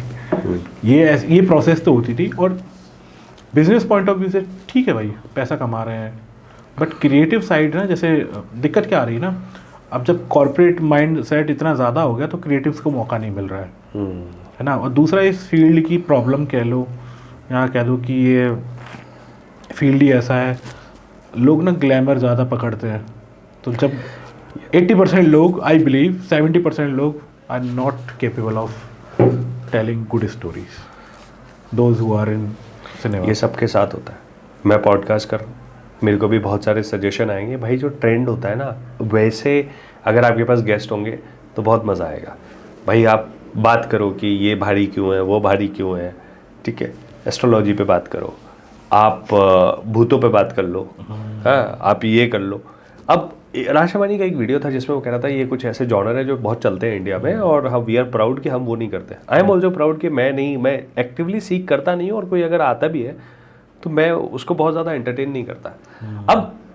अब ये एक तरीके से ये बेवकूफ़ी कह सकते हो कि भाई आपके पास ऑलरेडी एक ऐसा जॉनर है जिसकी ऑडियंस रेडी है, या यूँ कह लो कि जिसकी चांसेस हैं कि ये जाएगा, फटेगा, लेकिन आप फिर भी नहीं कर रहे हो उसे। Because to be able to do some meaningful communications, और sorry, to be able to do some meaningful conversations, आपको चाहिए कि आप मीनिंगफुल कुछ प्रमाइस तो हो उसका, राइट। तो अगर मासी में घुस जाएंगे तो वो तो गड़बड़ हो जाएगा। बट इसका नुकसान ये भी तो है कि कल को आप मेरे पॉडकास्ट की ब्रांड वैल्यू उतनी नहीं बढ़ेगी भाई, क्योंकि लोगों को नंबर्स चाहिए। ये तो है। तो मेरे लिए एक बहुत लंबा रास्ता हो जाएगा। नहीं, चलो भूतों की बातें करते हैं। करे यार, चलो भूतों की कर लेते हैं। पॉडकास्ट चलना चाहिए। हाँ यार, पॉडकास्ट इंपॉर्टेंट है। एक फिल्म की बात करते हैं, एक भूतों की बात करते हैं, एलियंस की बातें करते हैं। एलियंस की बातें। अरे यार, मैंने ग्वालियर में एक यूएफओ देखा। पूछ रहा था क्या कर रहा हो मैं, प्यास लगी और हेडपम्प पे चढ़ो जा। हेडपम्प ना मिल रहा, प्याऊ का लगा, बाड़े पे लगो प्याऊ। बाड़े पे जगह ही नहीं मिल रही लैंड कराने की। बहुत सही यार। एज ए फिल्म मेकर, जब तुम कोई फिल्म देख रहे हो तो what do you notice? So, there are particular filmmakers who are specialized in particular departments. Okay. जैसे नोलन राइटर होते हैं, मोस्टली डायरेक्टर्स होते हैं, वो अच्छे राइटर्स होते हैं। Okay. तो वो राइटिंग के पॉइंट ऑफ व्यू से देखते हैं है ना, कि राइटिंग में क्या इंपॉर्टेंट रहता है। मैं आपको राइटिंग अभी 2 मिनट में सिखा सकता हूँ कि राइटिंग क्या होती है। बिल्कुल यार, मुझे समझना है क्योंकि हर किसी के लिए राइटिंग का मतलब क्या है, कहानी या फिर डायलॉग या फिर क्या, कैसे आप सीन भी लिख देते हो? फिल्म सिर्फ 3 पॉइंट से बनती है, हाँ, है ना, एक्ट 1, एक्ट 2, एक्ट 3। ओके। ये चीज़ होती है, बस ये है, इसी के अराउंड होती है। इसको आप ब्रेक कर लो तो अलग हो जाएगी, या फिर वैसा चलोगे तो वो फिल्म वैसे बन जाएगी। Act one is establishment of characters, place, location, story, है ना, सारी चीज़ों का जो भी है, मतलब हर चीज़ का एस्टेब्लिशमेंट। दूसरा आता है कॉन्फ्लिक्ट, कॉन्ट्राडिक्शन। उसमें एस्टेब्लिशमेंट है बट कॉन्ट्राडिक्शन का एस्टेब्लिशमेंट है। Some director, some writers use to right like पहले पार्ट में ही को कॉन्ट्राडिक्शन से ही चालू करते हैं, फिर उसको लेंदी करते थे, उसमें कॉन्ट्राडिक्शन का एस्टेब्लिशमेंट कर देते हैं। बट जनरली होता है कि नॉर्मली कि establishment, then contradiction, then conclusion. This is the whole writing. Okay. आप उसको उसमें कुछ भी डिवाइड करो, आपका फिल्म का एक एस्टेब्लिशमेंट होगा, कॉन्फ्लिक्ट होगा, देन कंक्लूजन आएगा। कंक्लूजन कुछ भी हो सकता है, भले वो स्टोरी के हिसाब से आप बता ही नहीं रहे हो कि क्या कंक्लूजन होगा, that is also conclusion for 3 acts. तो as a director, as a writer, लोग ये देखते हैं कि भाई ये फिल्म कहाँ जा रही है ना।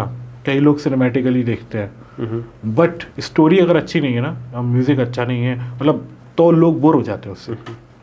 जैसे कई फिल्में जिनकी स्टोरी नहीं है, मज़ेदार नहीं है, बट वो शूट बड़े अच्छे से की गई। जैसे एक फिल्म आई थी मिर्ज़ा करके, एक फिल्म थी, है ना, हर्षवर्धन कपूर की, वो बहुत अच्छी शूट की थी उन्होंने, बहुत अच्छी सुंदर तरीके से, पर देख नहीं पाती बिकॉज स्टोरी बोरिंग थी, मुझे लगी थी।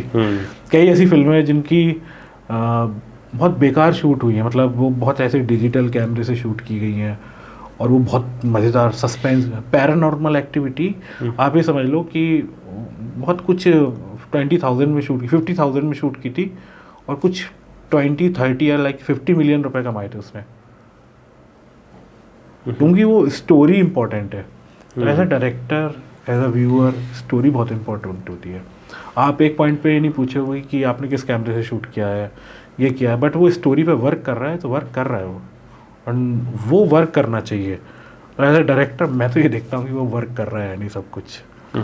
मेकर्स भी ये समझ गए हैं कि ठीक है, चलो जितना मिंट कर लो, बेसिक एक्सप्लॉइट हो गया, मार्केट हो गया, इसके ज़्यादा सैचुरेट हो गई, अब फटाफट से आप प्लेटफॉर्म बदलो। राइट। धुरंधर के केस में जैसे उन्होंने अच्छी फिल्म चली, सब चीज़ बढ़िया, इतनी लंबी, मासी, एक्शन ओरिएंटेड, और बहुत मतलब like it has a story line also. Right. मतलब आप कैसे देखते हो फिल्में धुरंधर जैसी की? आई लाइक द धुरंधर, मतलब धुरंधर के अंदर कुछ था, एलिमेंट थे, एस्थेटिक था, आर्ट था, इंगेजिंग स्टोरी थी, और ऑडियंस को कैप्चर करने के लिए मसाला भी था। It's like a complete package. मतलब मुझे लगा ना कि जबकि इतनी लंबी मूवी है, बावजूद इसके जो है ना उसको अच्छा इंगेज करती है वो फिल्म, मतलब somehow it engage you. और हालांकि मैंने 2 बार में ही देख पाई। तो धुरंधर के साथ ये अच्छा है कि आदित्य धर इज़ वेरी, मतलब कमाल डायरेक्टर है वो अपने आप में। उरी इधर, मतलब शायद उरी पर ऐसा कहानी बनाना, है ना, अब लोग प्रोपेगेंडा बोलें, कुछ ही बोलें, बट भाई फिल्म मेकर तो अच्छा हो, है ना, उसमें कोई डाउट नहीं है। तो बाकी अब वो हमें क्राफ्ट देखते हैं और वो आपको इंगेज कर पा रहा है 3.5 घंटे, दैट्स अ बिग थिंग, और उसकी वजह से उनको रिवॉर्ड मिला आई बिलीव, है ना। और धुरंधर अच्छी फिल्म थी क्योंकि उन्होंने वो वर्ल्ड दिखाया ना जो जिसके लिए हम एलियन थे, मतलब जो हमारे लिए एलियन था वो वर्ल्ड। मतलब पाकिस्तान में कैसे ले आ रही हमें क्या, हमें नहीं पता भाई कि क्या हो रहा है, पर जो देख रहे हैं हम लोग, यही होता होगा यार। करेक्ट। और हो सकता है वही हो। और इंटरेस्टिंग बात ये थी कि पाकिस्तानियों ने भी उस मूवी को बहुत देखा, और कितना कंटेंट आ रहा था। नेटफ्लिक्स का सबसे ज़्यादा व्यूअरशिप पाकिस्तान में, जो सबसे ज़्यादा नेटफ्लिक्स पे देखी गई फिल्म धुरंधर है। लोगों ने कंटेंट बनाना शुरू किया। अब आपको रहमान बलोच के जो है वीडियो सरफेस होना शुरू हो गए, ये सब चीज़ों के, तो जाहिर बात है कि बहुत उथल पुथल तो हुई लोगों में एक अलग। तो कितना इंपॉर्टेंट होता है कि जब आप कोई ऐसे रियल कैरेक्टर्स या फिर रियल इंसिडेंट्स या ट्रू इवेंट्स पे जब आप फिल्में बनाते हो, तो आपकी रिसर्च और उसमें क्रिएटिव लिबर्टी लेना, मतलब यार ये तो बहुत ही, मतलब ऐसा है ना कि आग पे चलने जैसा नहीं है कि कुछ हुआ है और उस पर फिल्म बनानी है। हाँ, मतलब मुझे लगता है आग पे चलने ऐसा तब है जब कुछ कंट्रोवर्शियल सब्जेक्ट पे बना रहे हो, है ना। और कंट्रोवर्सी का भी कई बार एक चीज़ है कि आप सोच रहे हो कि यार ये तो बात मैं मुझे लगता है मुझे कहनी चाहिए कहानी के लिए, लेकिन कंट्रोवर्सी हो जाए उसी बात पे। हाँ ये भी सही है, पर लेकिन पद्मावत ये मतलब लाइक कि अच्छा नाम पे हो गई। पद्मावत का अलग सीन था, उनको लग रहा था राजपूतों के खिलाफ फिल्म बना रही है। इवन उन्होंने जो डांस दिखाया उसमें आप देखोगे ना, पहले उनका वो पेट दिखता है रानी पद्मावती जो डांस कर, तो बाद में उनको ये कंट्रोवर्सी हुई तो उन्होंने एक और वीडियो बनाया जिसमें वो गायब कर उस पर पहना दिया था उसको VFX से। अच्छा, हाँ ये हुआ था, पर लेकिन तो क्या जनता इतना नोटिस करती है मतलब ऐसे चीज़ें, और हाँ, या ये क्या हम लोग ऐसे ऑफेंड हो भी जाते हैं इन चीज़ों से? मुझे नहीं लगता इतना रेडिकल होना चाहिए चीज़ों को लेकर, मतलब किसी भी, नॉट ओनली पद्मावत, किसी भी, मतलब जैसे आप, और शायद यही रीज़न है इसलिए हमारे यहाँ मतलब ऐसे जो हिस्टोरिक फिगर्स हैं इन पे फिल्में नहीं आती हैं। आती हैं बट पता है अब क्या हो गया ना, 80% तो यही हो गया है कि एजेंडा ज़रूर रहता है लोगों का। लाइक मैं अगर ऑनेस्ट, मतलब आपको असल में आउटकम क्या है आपको पहले ही पता है। राइट, मतलब जो गांधी 1982 में बनी ना, वो अब नहीं बन सकती, अब उसको कोई ना कोई रंग दे दिया जाएगा, है ना। गांधी उसको भी उनको उन्होंने बताया कि गांधी ने सब देखा और अकेला आदमी आखिरी में चरखा चला रहा है और गोली मार दी गई।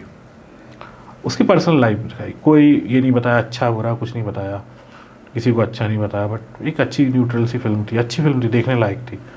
वो आज बनाओगे तो आपको कोई ना कोई चश्मा पहनाना पड़ेगा उसको, हरा नारंगी।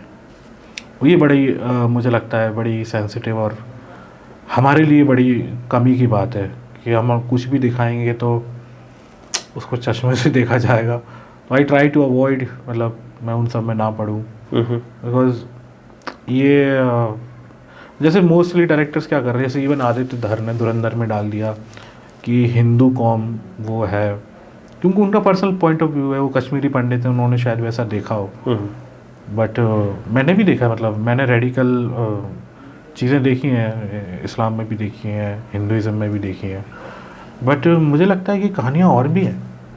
मतलब जैसे मैं ना अभी एक फिल्म का डिस्कशन चल रहा था जो अभी बनाने वाले हैं, गरीब आदमी की कहानी है, परेशान है, मजदूर है ना। अब जब मैं किसी प्रोड्यूसर के पास गया तो उन्होंने कहा कि क्या ये दलित भी है। अच्छा, मैंने कहा दलित होने से क्या हो जाएगा, इंसान है, परेशान है, पैसे नहीं है, गरीब है, इतनी सी कहानी है मेरी, उसको दलित बनाना ज़रूरी है? मतलब कोई भी नाम देना ज़रूरी है क्या? मतलब वो एक पॉलिटिकल स्टेटमेंट, मतलब आप एजेंडा क्यों डाल रहे हो?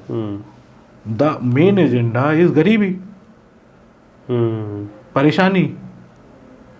कोई आदमी सड़क पे परेशान है, अब आप ये देखोगे कि उसने टीका लगाया है या फिर दाढ़ी रखी है या पगड़ी पहनी है, अगर आप ये देख रहे हो तो आप रेडी कर लो, या आपके अंदर प्रॉब्लम है। दैट्स व्हाट आई बिलीव, है ना। और अगर मैं फिल्म बना रहा हूँ, मैं ह्यूमन इमोशंस कहना चाह रहा हूँ, इंसानियत की बात कर रहे हो आप, उसमें अगर कोई प्रोड्यूसर ये बोल रहा है या फिर कोई भी ये जनता भी देखने जा रही है कि नहीं दलितों की फिल्म है। हमने एक ड्रामा किया था बहुत पहले, तनुआ करके, उसमें एक गरीब जूते सिलने वाले की कहानी है, और वो बचपन से बड़ा उसको ना एक ऊंची जाति के लोग, एक लड़की है जो प्यार करने पसंद करने लगती है, उससे कन्फ्रंट करने जाती है, बात कर रही होती है, वो भी यंग होता है, ये भी यंग होती है, तो कोई देख लेता है तो उसे मारते हुए ले जाता है। तो देखते हैं कि ये तुमने ऐसा ऐसा किया, तो उसको गांव से मार मार के भगा दिया जाता है। फिर उसमें थोड़ा करप्शन भी डाला, तो वो नाटक चलने नहीं दिया था हमारा। अच्छा। मैं नाम नहीं लूँगा, कोई रेडिकल ग्रुप जिनको लगा था कि नहीं ये जातियों में आपस में प्यार कैसे हो सकता है। मतलब कई लोगों ने सवाल उठाए, दूसरी बार हम करने जा रहे थे, मैं तो करने वाला था वो, पर मेरे एक्टर बीमार हो गए, काफ़ी चीज़ें हो गई, तो मैंने किया नहीं फिर। बट वो मुझे उसके साथ भी लगा था कि यार मैं कंट्रोवर्शियल सब्जेक्ट में ना ही पढ़ूँ, because I am also building my career from scratch, है ना। अब उसके बाद शुरुआत में ही अगर एक साइट ले लो तो शायद दूसरी साइट ना देख पाऊँ। और ठीक है, एक जॉनर जो बहुत ज़्यादा बढ़ रहा है इस समय वो है माइक्रो ड्रामा। 2-2 मिनट के एपिसोड्स, अटेंशन स्पैन कम हो गया। तो अब आप इस जॉनर को कैसे देखते हो कि क्या ये चीज़ भी कुछ बड़ी होगी, क्योंकि ये OTT पे नहीं लेकिन एक सेपरेट दूसरे ऐसे ऐप्स और प्लेटफॉर्म्स हैं जहाँ पे कुकू FM जैसी चीज़ें हैं जो एंटरटेनमेंट के लिए वो शुरू हुए थे, ऑडियो बुक्स और उस तरह की चीज़ों से, अब आज तो वहाँ स्टोरीज चल रही हैं। भूत भूतनियों की कहानियों से लेके जो जॉनर अब लग सकता है कि जो जितना रसिक जॉनर है वो सब है वहाँ पे. हाँ. So how do you see all this in this पूरा ecosystem of filmmaking या entertainment? So there are two different things. Like entertainment is different, cinema is different. क्योंकि जैसे नेटफ्लिक्स है ना, वो भी काइंड ऑफ ये पकड़ रहा है आजकल, जो आपने रील रिदम बोलता हूँ मैं इसे, मतलब इट्स अ रील रिदम. क्योंकि उनको रील में ना सब कुछ कॉन्स्टेंटली हो रहा है. ओह तुमने मेरे पापा को थप्पड़ मारा, ओह अच्छा, अरे मेरे पापा को ऐसे कैसे बोल सकते हो, अरे ये मतलब इतनी स्पीड में चलता है सब कुछ, वो पॉज नहीं मिलता. जो लाइफ को दिखाए ड्रामेटिक, ये सब लोग देखते हैं और भूल जाते हैं, कंसिडर भी नहीं करते लाइफ में. दैट डजंट टीच यू मतलब कुछ सिखाता नहीं वो आपको ऐसा कि यार, और ये इतना टाइम लेके नहीं सिखाता जिससे कुछ इम्पैक्ट पड़े, लॉन्ग टर्म इम्पैक्ट पड़े. सो व्हाट आई बिलीव, मैंने आपको शायद एक बार हमारी बात हुई तब बताया था कि सिनेमा अलग है और फिल्म्स अलग है. बिकॉज सिनेमा, क्लासिकल सिनेमा एक थोड़ा अलग हो जाता है, और फिल्म्स की रिदम ना मार्केट सेट करती है. सिनेमा बनता है पैशन से. जब किसी के अंदर जैसे कोई कहानी आई तो वो कहानी का रिदम आता है. एक राइटर के अंदर कहानी आई, वो डायरेक्टर, अगर वो खुद ही डायरेक्टर है तो उसके अंदर वो उस कहानी की रिदम आएगी. उस रिदम के हिसाब से वो रिदम एक सोल है बेसिकली. वो सोल म्यूज़िक डायरेक्टर को देगा, कैमरा पर्सन को देगा, वो सब उस सोल को ग्रैब करके अपनी आत्मा में अपनी बॉडी में डालेंगे. जो उनकी बॉडी, जैसे म्यूज़िक उनकी बॉडी है, वो सोल को फिर ऐसे बना के और फिर कुछ निकलता है वो, तब वो क्लासिक सिनेमा बनता है. लाइक ओके, फॉर एग्जाम्पल जैसे सिंपल ना, एक मैं एक फिल्म देख रहा था अभी रिसेंटली, मैंने एक फिल्म देखी बेलाटार की, द ट्यूरिन हॉर्स करके. बट मैं ये नोटिस कर रहा हूँ इंडियन रेफरेंसेस बहुत कम है. इंडियन रेफरेंसेस बहुत कम है क्योंकि Indians are copying from there. हमारे यहाँ सबसे पुराना कौन कैरेक्टर है? राज कपूर है ना. वो कहाँ से आए? जो उनका जो जूता है जापानी वाला कैरेक्टर कहाँ से आता है? आप सबको मालूम है, मुझे नहीं पता. Chaplin, okay. मतलब हम कब से कॉपी कर रहे हैं ऑनेस्टली बोले तो यार. मतलब वो अच्छा कैरेक्टर था, बट लेकिन जट वो वाला जो कैरेक्टर है ना, वो भी कहीं से आया हुआ है ना. तो आई बिलीव कि जो Indian reference, Dada Saheb simple सा देख लो, दादा साहब फाल्के ने सिनेमा कहाँ देखा, वहाँ देखा. तो उनको लगा कि, और एक जो हमारी फिल्म बाहर से लोग दिखाने आए थे बॉम्बे में, वही वाली जो ल्यूमियर ब्रदर्स की ट्रेन बॉम्बे में, तब उन्होंने कहा यार ये तो मतलब क्या गजब है. तब उन्होंने पहली फिल्म बनाई, आला मारा बनाई, पहली बोलती फिल्म 1924 में पहली बोलती फिल्म थी. उसके 6 साल बाद पहला ऑस्कर हुआ था, आपको मालूम है? अच्छा. No I was wrong. Like और पहले हुआ था 2000. नहीं, इंडियन पहली फिल्म बोलती थी. पहली बोलती फिल्म शायद 1922 या 1924 या 1927 में बनी थी. पहला ऑस्कर कब हुआ था? 1927 में. ओके. तो आप समझ रहे हो, वो ऑस्कर देने लगे थे उस टाइम पे फिल्मों को, जब हमारे यहाँ पहली बोलती हुई फिल्म बनी थी. तो हमें एक्सेप्ट कर लेना चाहिए कि पहली बार एक D.W. ग्रिफिथ की एक फिल्म थी, the birth of the nation. उसमें पहली बार ट्रांजिशन यूज़ किए गए थे. बहुत कॉन्ट्रोवर्शियल फिल्म थी क्योंकि ब्लैक्स को बहुत बुरी लाइट में दिखाया गया था. तो बट लेकिन टेक्निकली बहुत स्ट्रॉन्ग थी. ट्रांजिशंस जो आजकल ट्रांजिशन देते हैं ना, जूम इफेक्ट, ये सारे जो टेक्निकल टर्म्स हैं वो उन्होंने वहाँ डाले थे. फिर बाद में हम वही तो ले रहे हैं, मतलब बेसिकली कंज्यूम आज तक कर रहे हैं वहाँ का. तो इंडियन रेफरेंसेस देने का मतलब ये है कि kind of I am giving the reference of something which has been copied. Okay. Original stories है हमारे पास, सब कुछ है. मैं ये नहीं कह रहा कि हमारे यहाँ, हमारे पास एक से एक किताबें हैं, एक से एक कहानियाँ हैं, कहानीकार हुए हैं, बनती उस पर बनती हैं, कहानियाँ बनती हैं. तो जब मैं टेक्निकल टर्म्स की बात कर रहा हूँ, टेक्निकल रेफरेंसेस दे रहा हूँ, तब मैं बाहर के इसलिए ज़्यादा दे रहा हूँ क्योंकि हमारे यहाँ पर टेक्निकलिटीज़ बहुत कॉपी हुई है. इसको हमें एक्सेप्ट कर लेना चाहिए. आज भी होती है ना. और मोस्ट 80% जो स्टोरी, बल्कि 90% बाहर या फिर हम रेफरेंसेस लेते ही हैं. रविन्द्रनाथ टैगोर पे की कहानियों पे, बंगाली फिल्मों को छोड़ दें, मेन स्ट्रीम लाइक बॉलीवुड जो पूरे इंडिया को कवर करता है, कितनी फिल्में बनी है. आप रेन कोट और उनको उठा लो, क्या कहते हैं, लुटेरा, वो हेनरी की कहानियों पे बनी है. लुटेरा तो वही ना, द लास्ट लीफ एंड क्या कहते हैं वो, द क्या नाम था उसका, मैगीज गिफ्ट करके एक फिल्म, वो स्टोरी है, शॉर्ट स्टोरी, वो है, उस पर रेनकोट बनी है। हम लोग आज भी लेते हैं उनसे स्टोरी, है ना, और ऐसा नहीं है इंडियन उस पर नहीं बन रही है। बट अपन उसको इंडियनाइज करके और कर रहे हैं। सतीश रे बनाते थे इंडियन, उसको उठा के उस पर सिनेमा बनाते थे।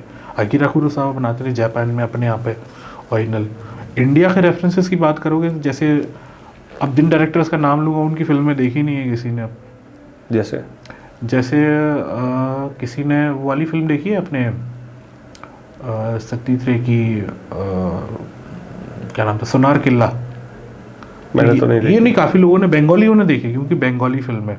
ऋत्विक घटक की कोई फिल्म देखी है आपने? मैं नाम भी नहीं जानता। नहीं जानते। ऋत्विक घटक लेजेंडरी, मतलब उन्हीं के थे, समकालीन थे उनके, सतीश रे के।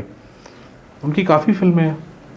एक नदीर नाम, तिताश नदीर नाम, है ना, और बहुत सी फिल्में उनकी, पर नहीं देखी लोगों ने। और जो वो है वो भी लेजेंडरी फिल्म है, ओरिजिनल कंटेंट है, बट नहीं आया सामने, क्योंकि हमें चाहिए मसाला। तो हम लोग फंसे उसी में कि हमें मसाला चाहिए, ये चाहिए, और रेफरेंस अगर मैं दे भी दूंगा लोगों को समझ में नहीं आए कि बकवास क्या कर।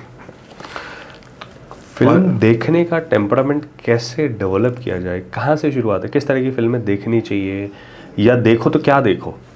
क्योंकि आदमी, मतलब you get what you seek.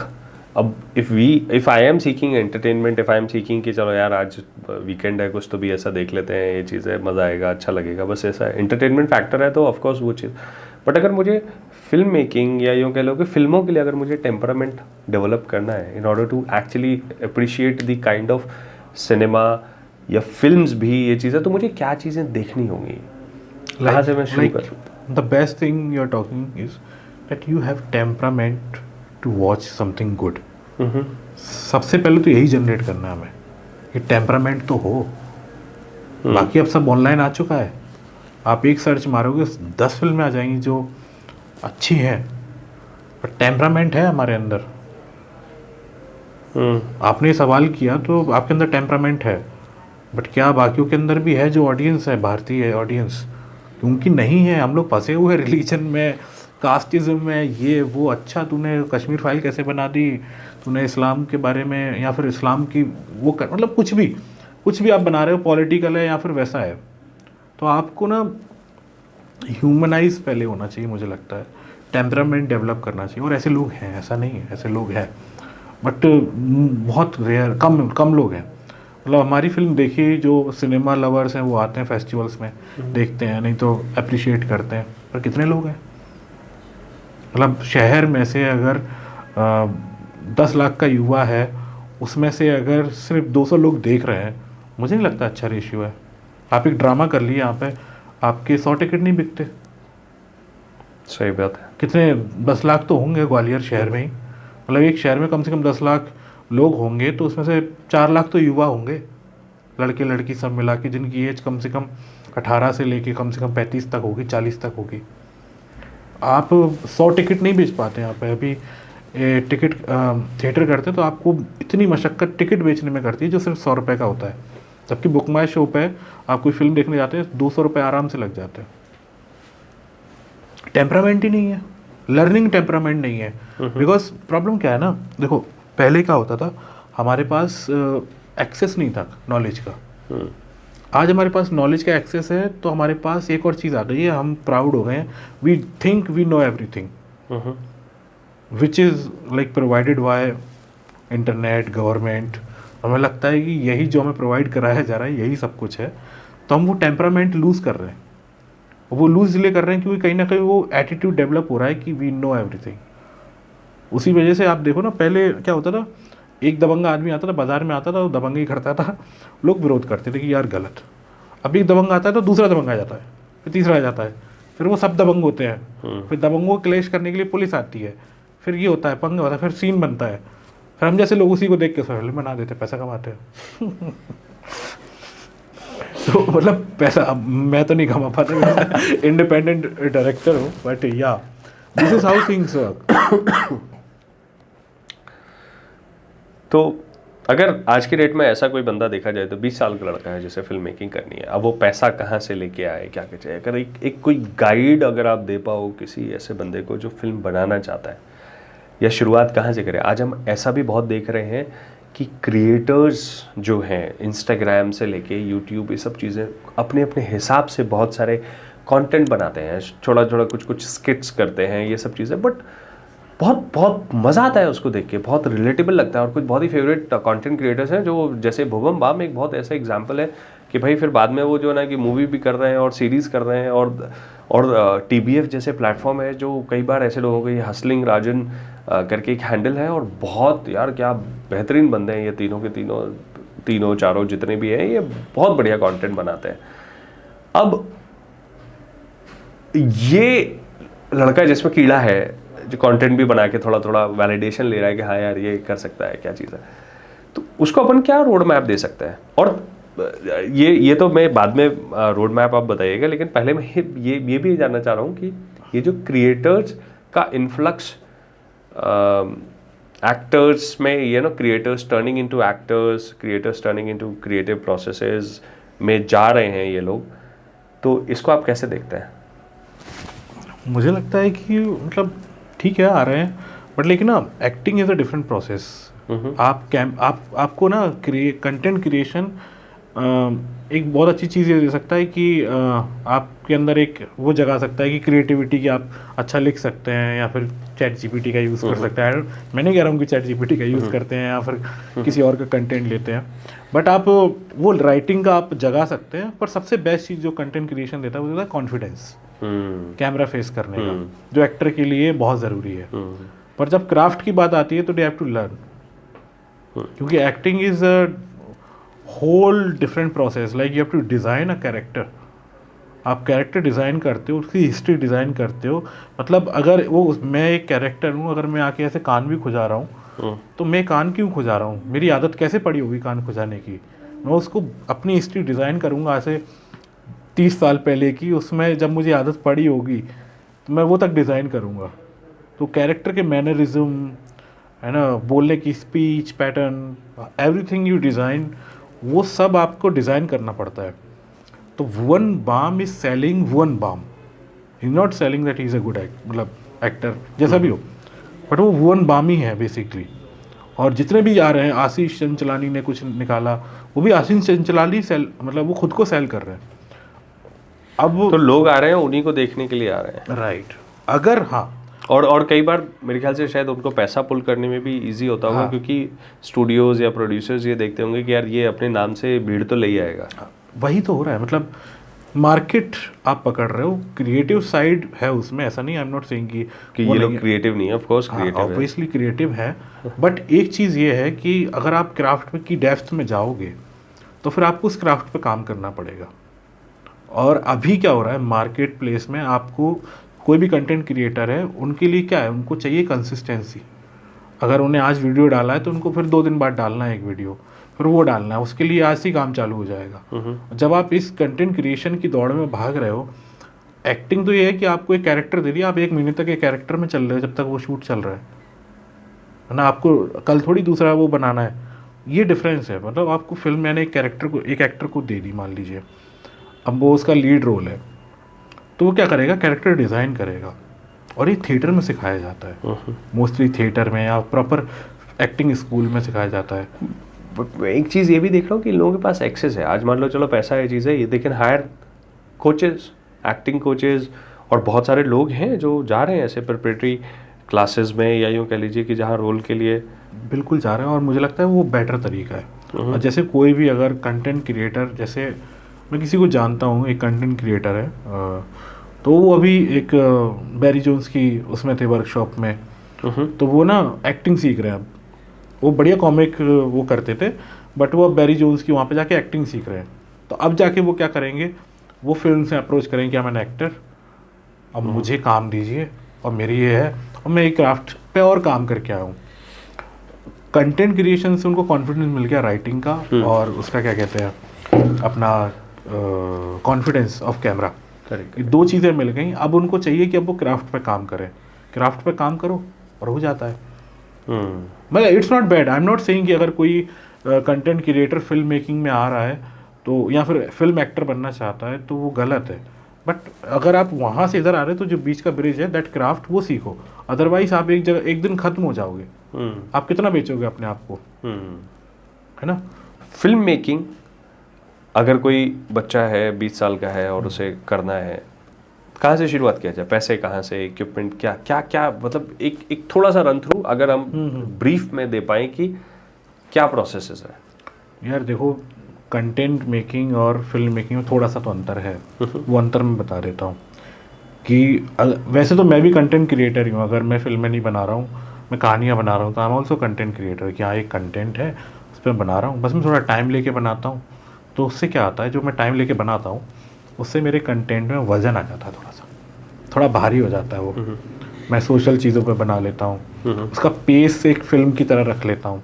Because एक फ़िल्म का एक पेस होता है, कंटेंट का पेस होता है, जो आप डिस्कस कर रहे थे कि आपको जल्दी जल्दी देना, बिकॉज आपका टाइम स्पैन बहुत कम है, अटेंशन आपको ग्रैब करनी है। करेक्ट। हमें अटेंशन नहीं देनी है। फिल्म आप थिएटर में देखने जा रहे हो, लोग देखेंगे ना, यू हैव टू शो कि अगर वो साइलेंस भी है तो दैट इज़ ऑल्सो मीनिंगफुल। तो वो जब है ना, वो फिल्म में रहता है, ये आप कंटेंट में नहीं कर सकते। वो साइलेंस नहीं दे सकते। मतलब कई बार हो रहा है कि आदमी चल के जा रहा है। आर्ट फिल्मों में मोस्टली ऐसे ही होता है, और वो बात करते हुए जा रहा है। तो आप सोचो ये क्यों कर रहा है। कंटेंट पे आप डालोगे तो इतने में तो आधे रास्ते पे ही आपका वीडियो खत्म हो जाएगा, करेक्ट, स्किप हो जाएगा। तो दोनों में डिफरेंस ये है।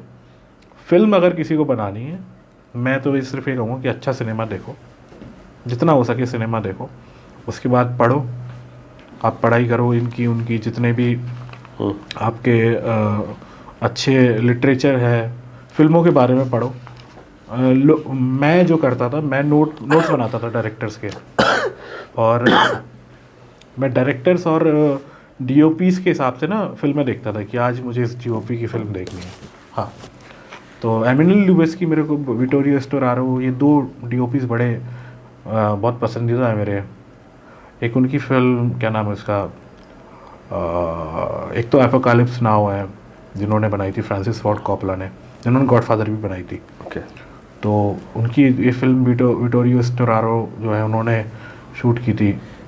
और एमिनेल लुइस की इज़ द ओनली सिनेमाटोग्राफर जिन्होंने 3 साल लगातार ऑस्कर जीता था, ग्रेविटी के लिए, बर्डमैन के लिए और द रेवेनेंट के लिए। तो कमाल है उनकी। चिल्ड्रन ऑफ मैन मुझे बहुत अच्छी लगती है, कमाल फिल्म है। तो मैं स्टडी करता हूँ कि यार इनका स्टाइल क्या है, थोड़ा किस तरह से ये लॉन्ग शॉट्स लेते हैं, या फिर कोई वाइड शॉट लेता है, कोई क्लोजअप लेता है। तो इनकी स्टडी करते हैं। स्टडी का मतलब आप देख रहे हो, मज़ा आ रहा है कि यार ये बढ़िया, इसका अलग है। उसके बाद आप किसी और पे जाते हो तो आपको समझ में आता है कि अच्छा इसका अलग काम है। तो आप जैसे जैसे चेंज करते जाते हो डायरेक्टर्स, अच्छा ये डायरेक्टर थोड़ा ठहराव के साथ बनाता है, ये तो भाई अलग ही बनाता है, ये social commentary, hidden social commentary डाल रहा है। तो आप इन सबको स्टडी करोगे, देखोगे और समझोगे, नोट्स बनाओ और पढ़ो। उसके बाद आप फ़ोन से भी बना सकते हो, क्योंकि आजकल तो सब ईजी है, बताने की भी ज़रूरत नहीं है। आप फ़ोन से शूट करके एक फ़िल्म बना सकते हो, साउंड डाल सकते हो, डबिंग कर सकते हो।